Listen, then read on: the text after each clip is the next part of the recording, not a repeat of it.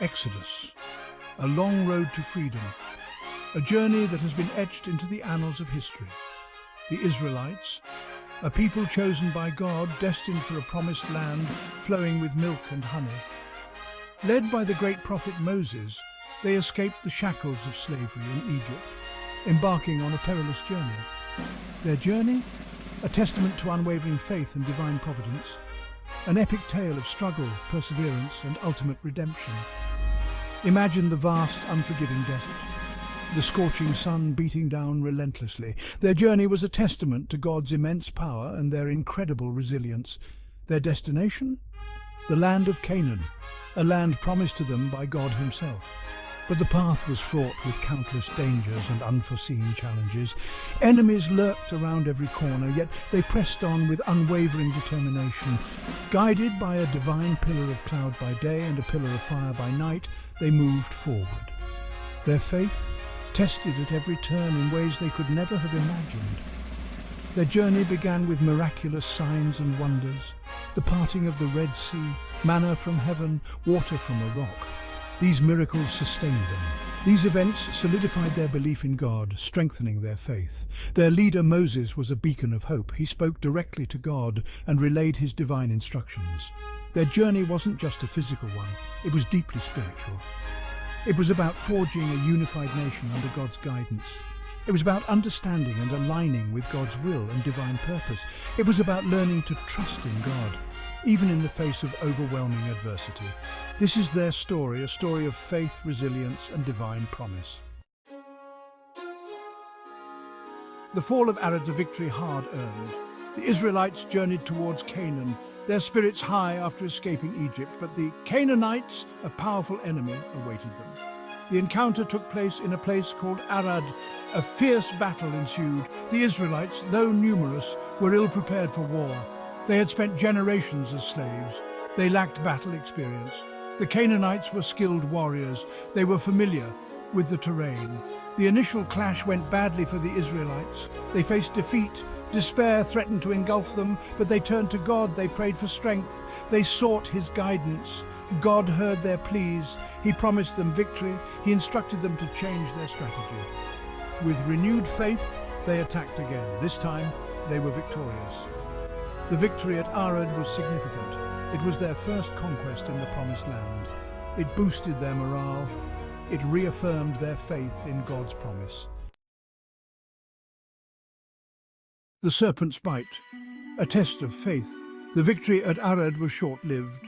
The challenges continued. The Israelites grew impatient. They grumbled and complained. They complained about the hardships they faced daily. They questioned Moses' leadership and doubted his decisions. They forgot the miracles God had performed for them in the past, the parting of the Red Sea, the manna from heaven. God, in his wisdom and justice, sent a plague to remind them of his power and their dependence on him. Poisonous snakes infested their camp. Their venom was deadly and swift. Many Israelites were bitten and suffered. Fear and panic spread throughout the camp as the people realized the severity of their situation. They realized the gravity of their sin and their lack of faith in God.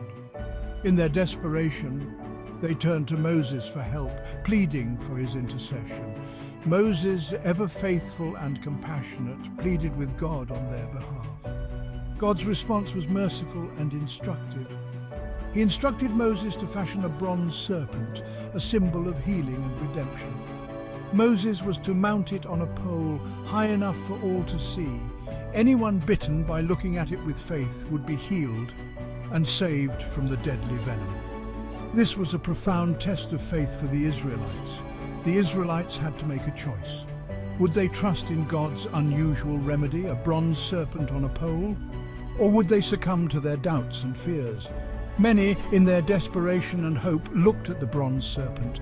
They were healed instantly, and the plague subsided. This event became a powerful symbol for generations to come. It represented unwavering faith in God's power, even in the most desperate and dire situations. Through the desert, a perilous path. Their journey continued. They traversed harsh landscapes, each step a testament to their resilience. They faced scorching heat. They endured bitter cold. Food and water were scarce. Their faith was tested time and again. They traveled through Edom, a land forbidden to them. They skirted the borders, respecting God's command not to attack. They journeyed on to Moab, another kingdom wary of the Israelites. They were denied passage, forced to take a longer, more arduous route. The terrain grew increasingly difficult. The Israelites, weary and discouraged, grumbled again. They longed for the promised land. They questioned the trials they faced. Their faith wavered. Their complaints angered God. Yet God, in his mercy, provided for them. He sent manna from heaven to satisfy their hunger. He brought forth water from rocks to quench their thirst. He guided them even in their moments of doubt and despair. Section 5, the waters of Meribah. Grumbling and grace, water, a source of life, a precious commodity in the desert. At Meribah, it became a source of conflict. The Israelites, thirsty and weary, confronted Moses. "Why have you brought us to this wilderness to die?" they cried. Their anger was misplaced. They directed their frustration at Moses, their leader. They failed to see God's provision. They forgot the miracles they had witnessed. Their lack of faith angered God. Moses, caught between God's wrath and the people's anger, cried out to God. "What shall I do with these people?" he pleaded. "They are almost ready to stone me." God responded. "Speak to the rock," he instructed. "Water will gush out." Moses, in his frustration, struck the rock twice. Water flowed out, satisfying the people's thirst. But God was displeased. Moses, in his anger, disobeyed God's specific instructions. He failed to demonstrate God's holiness to the people. Section 6, facing giants, the defeat of Sihon and Og. The Israelites continued their journey. They encountered two powerful kings, Sihon, king of the Amorites, Og, king of Bashan. Both ruled over vast territories.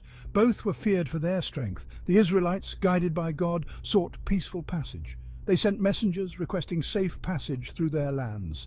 Their requests were met with hostility. Sihon and Og, threatened by the Israelites' numbers, refused. They prepared for war. A fierce battle ensued. The Israelites, empowered by God, fought bravely. They defeated Sihon at Heshbon. They crushed Og at Edrei. These victories were significant. They demonstrated God's power over powerful enemies. The victories instilled fear in the surrounding nations. They realized the Israelites were not to be trifled with. They were a force to be reckoned with, a people protected by a powerful God. Section 7, on the plains of Moab, a breath before Canaan. After their victories, the Israelites camped on the plains of Moab, a fertile land east of the Jordan River. Across the river lay Canaan, their long-awaited destination. A sense of anticipation filled the air, but challenges remained. Balak, the king of Moab, feared the Israelites. He hired Balaam, a prophet, to curse them. Balaam, however, under God's influence, blessed them instead. His attempted curse turned into a blessing. Despite the challenges, the Israelites experienced a period of relative peace. They rested, they regrouped, they prepared for the final stage of their journey, the conquest of Canaan. Their time in Moab was a reminder of God's protection. Even when faced with seemingly insurmountable obstacles, God was with them. He turned the curses of their enemies into blessings. Section 8. Lessons from the journey, faith, obedience, and hope. The Israelites' journey was long and arduous. It was a path filled with numerous trials and significant triumphs, testing their resolve and faith at every turn. Their story offers timeless lessons that resonate through the ages, providing wisdom and guidance for all who seek it. These are lessons about faith, obedience, and hope, which are as relevant today as they were back then. Throughout their journey, the Israelites witnessed God's power in extraordinary ways.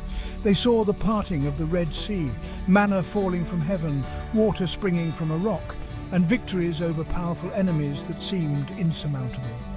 These miraculous events served as constant reminders of God's unwavering faithfulness and his mighty hand at work. However, the Israelites also struggled with doubt and disobedience. They grumbled and complained, often testing God's patience. Their actions had serious consequences. They faced plagues and experienced numerous setbacks. Despite their many failings, God never abandoned them. He continued to provide for them and protect them, showing his enduring love and commitment. He guided them steadfastly towards the promised land. a symbol of hope and future blessings. Their story is a powerful testament to God's grace and mercy, illustrating his willingness to forgive and guide. Their journey teaches us the paramount importance of faith, a trust in the unseen and the unknown. It emphasizes trusting in God's plan, even when we don't fully understand it or when the path seems unclear. The story also highlights the significance of obedience, following God's commands with a willing heart. It shows the importance of following God's commands, even when they seem difficult or counterintuitive. And it reminds us of the incredible power of hope, a light that guides us through the darkest times. Clinging to God's promises, even in the midst of adversity, can provide strength and perseverance. The Israelites' journey is a mirror to our own lives. We all face challenges, trials, and moments of doubt. We all experience doubt and fear, just as the Israelites did. But their story reminds us that we are not alone in our struggles. God is with us, just as he was with the Israelites, providing guidance and comfort. He will guide us, protect us, and lead us to our own promised land, a place of peace and fulfillment.